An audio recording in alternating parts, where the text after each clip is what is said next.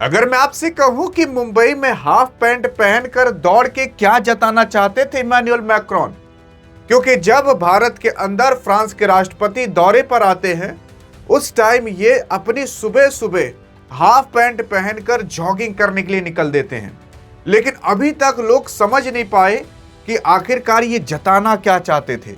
देखिए, अगर कोई भी देश का राष्ट्रपति या प्रधानमंत्री कोई भी हरकत करता है तो उसके पीछे कुछ ना कुछ वजह होती है। यहां पर क्या ये भारत को गरीबी दिखाना चाह रहे थे? अरे नहीं भाई साहब, यहां पर जो ये दिखाना चाह रहे थे वो भी आप सुनकर चौंक जाओगे।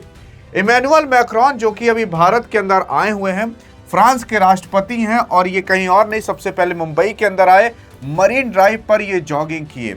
और जॉगिंग ऐसा नॉर्मल पर्सन की तरह, बहुत से लोग इनके बगल से गुजर जा रहे थे जैसे कोई पहचान ही नहीं रहा, इतने नॉर्मल पर्सन की तरह हाफ चड्ढे में ये जॉगिंग करने के लिए निकल दिए। हाँ, वो बात की बात है कि जब ये जॉगिंग करने के लिए निकले होंगे तो उसके पहले बहुत ज्यादा हाई सिक्योरिटी और सब कुछ खाली करा दिया गया होगा, वहां पर जॉगिंग करने के लिए गए। और जब गए तो इनके पीछे बॉडीगार्ड भी थे, इनकी सिक्योरिटी भी थी। लेकिन ये जताना क्या चाहते थे, अभी जब आप सुनोगे ना तो आपके कान खुले के खुले रह जाएंगे कि भाई साहब, मतलब भारत को ये जॉगिंग करके ये देकर चले गए। देखो यार, इमैनुअल मैक्रोन जो है वो 17 से 19 फरवरी के लिए भारत के आधिकारिक दौरे पर आए हुए हैं। हाफ पैंट पहनकर इन्होंने जॉगिंग कर कर जो फ्रांस के राष्ट्रपति उन्होंने दिखा दिया। क्या ये ऐसा पहली बार कर रहे हैं? तो ऐसा ये पहली बार नहीं कर रहे। ये कहीं भी जाते हैं अपने दिनचर्या को नहीं भूलते हैं। भारत के अंदर हैं या पेरिस के अंदर हैं या फ्रांस के अंदर है, तब भी ये जॉगिंग करते हैं। अगर आप देखोगे तो चौथी बार ये भारत के अंदर आए हैं दौरे पर, लेकिन मुंबई में पहली बार गए थे और वहां पर मरीन ड्राइव के सामने जॉगिंग करते हुए दिखाई दिए। क्या जताना चाहते थे ये? देखो, हाल फिलहाल कुछ समय पहले इजराइल के प्रधानमंत्री भारत के अंदर आने वाले थे, किसी कामवश वो नहीं आए थे। तो लोगों ने कहने लगे कि भारत सेफ नहीं है, भारत के अंदर ये है वो है। लोग पाकिस्तान से भारत को कंपेयर करने लगे थे। तो उस टाइम कोई भी आने से डरता था।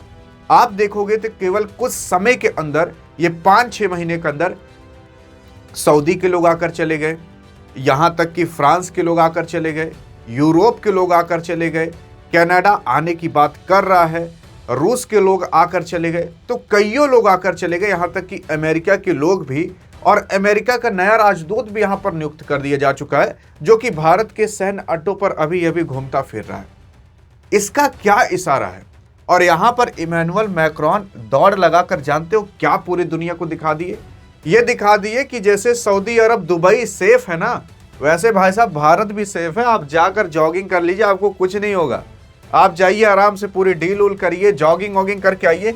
अब सोच कर देखिए कि ये बंदा जब यहां पर जॉगिंग किया होगा तो पूरी दुनिया देखी होगी, और पूरी दुनिया में क्या मैसेज गया होगा? मैसेज यही गया होगा कि मतलब भारत यार इतना सेफ है कि लोग जाकर दौड़ लगा लें। कोई भी राष्ट्रपति गया फ्रांस का, दुनिया की टॉप 10 जीडीपी के अंदर वो काउंट होता है। इतना बड़ा देश है फ्रांस। और फ्रांस यहां करने क्या आया था? फ्रांस यहां पर करने आया था राफेल की डील। उसी के साथ साथ फ्रांस ने भारत के साथ H-125 नाम का हेलीकॉप्टर की भी डील कर ली है। यहां पर भारत और फ्रांस मिलकर भारत के अंदर H-125 नाम का हेलीकॉप्टर बनाएंगे, मैन्युफैक्चर करेंगे और पूरी दुनिया के अंदर एक्सपोर्ट भी करेंगे।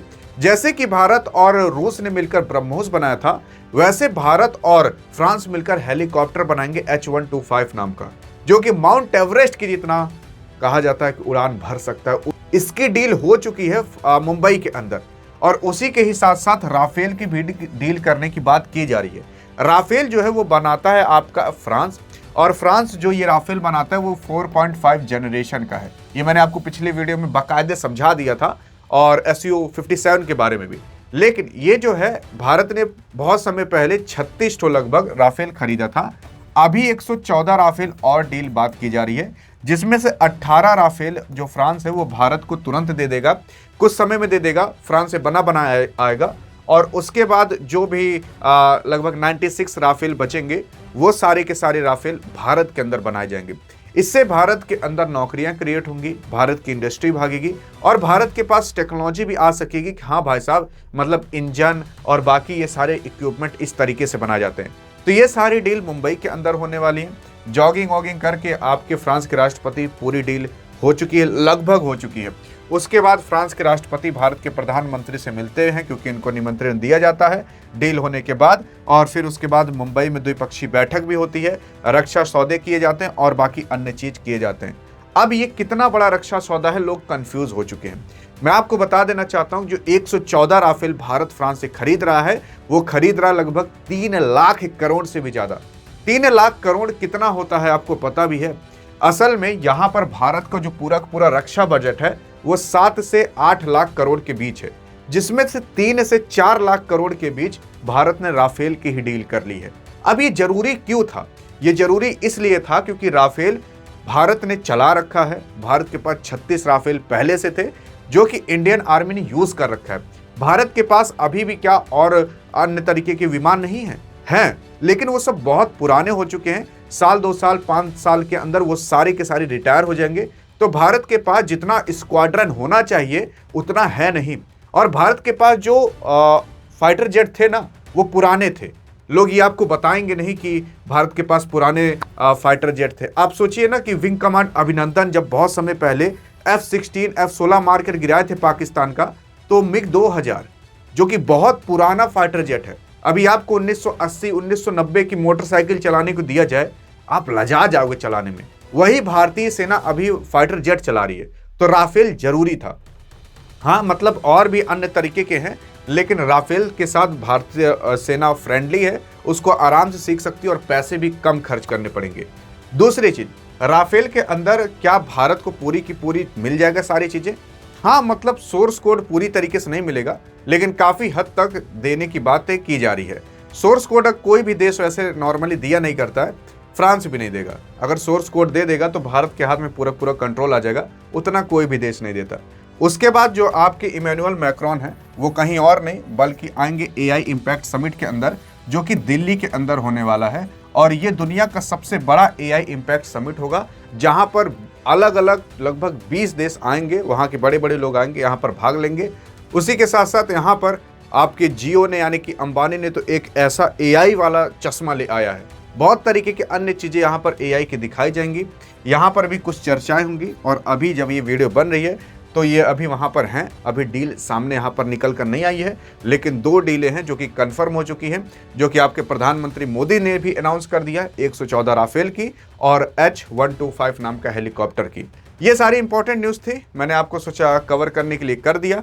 और ये AI इम्पैक्ट समिट लगभग 16 तारीख से 20 तारीख के बीच चलेगा, इसी फरवरी के अंदर। और फिर 19-20 तारीख को इमैनुअल मैक्रोन वापस से फ्रांस चले जाएंगे। अभी जो फ्रांस और यूरोप भारत कितना करीब आ रहे हैं, इतना करीब ये लोग कभी नहीं आए थे भाई साहब। और अब जैसे भारत रूस के साथ था, वैसे भारत फ्रांस के साथ रहने लगेगा। और अगर फ्रांस भारत की तरफ आ गया तो जानिए पूरा यूरोपीय यूनियन पर भारत कब्जा कर सकता है।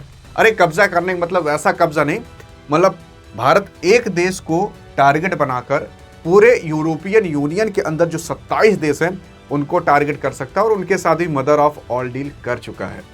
तो भारत की अब आगे चलकर और आगे समय में चांदी होने वाली है। जो अभी पूरा का पूरा रचा जा रहा है ना, वो आपको आगे चलकर फायदा होते हुए दिखाई देगा। हाँ, क्योंकि मैंने आपको काफी सारे वीडियो पहले भी बता रखा था कि कैसे क्या होने वाला है, वैसे होता हुआ आपको दिख भी रहा होगा। उस टाइम आपने ट्रस्ट नहीं किया था, लेकिन अब हो रहा होगा। बाकी जो न्यूज़ थी वो मैंने आपको बता दी। अधिक जानकारी चाहिए तो इस वीडियो में मिलते हैं, तब तक लिए जय हिंद जय भारत।